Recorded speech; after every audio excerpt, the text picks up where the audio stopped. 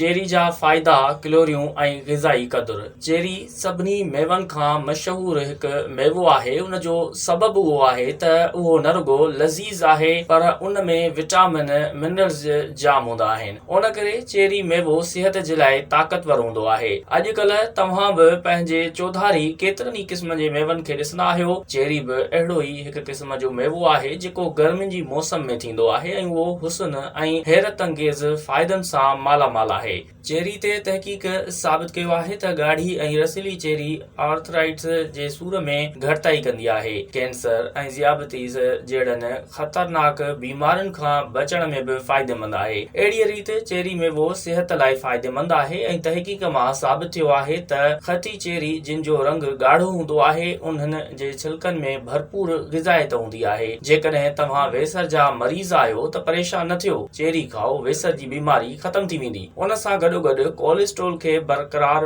ऐं बराबर में रखण में बि अहम किरदारु अदा कंदी आहे ऐं निंड बि सुठी ईंदी आहे। खटी चेरी में कंहिं बि मेवनि या भाॼियुनि जे मुक़ाबले में सभिनी खां वधीक एंटी ऑक्सीडेंट हूंदो आहे।